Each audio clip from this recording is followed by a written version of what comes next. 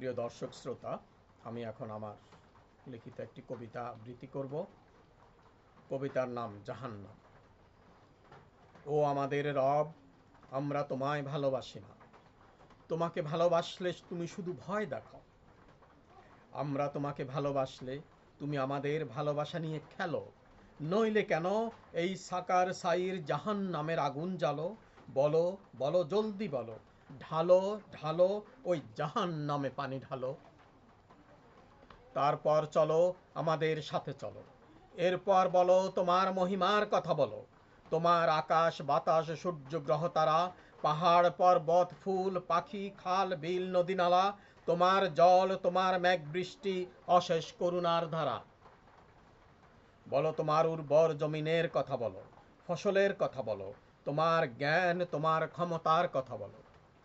আমরা কি পাঁচবার তোমার কাছে করি না আমাদের মাথা নত? তাহলে প্রভু, কেন আমাদের দোষ ধরো এত শত শত? আমরা কি করি না হজ, দেই না জাকাত, মানে নাকি রোজার মাস? আমাদেরকে তো দিলে তুমি ছোট্ট একটা শ্বাস, যাপিত জীবনের গ্লানি আর সারা জীবনের দীর্ঘশ্বাস। তারপরও তুমি দুনিয়াতেই জ্বালিয়ে দিলে তোমার দোজখ, তোমার জাহান্নাম। ফিলিস্তিনে আর কত লাশ চাও? ইঙ্গ মার্কিন ইসরায়েলকে আর কত ক্ষমতা দেবে? দাও।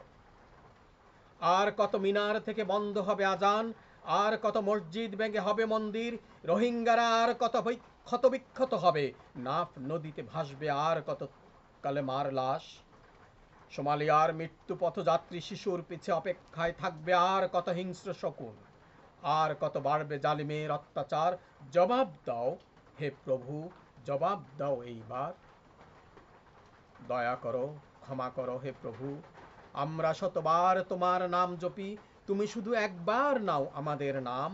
নইলে মনে রেখো, আমরাই জ্বালিয়ে দেব তোমার ওই সাইর সাকির হাবিয়া দোজক জাহান্নাম।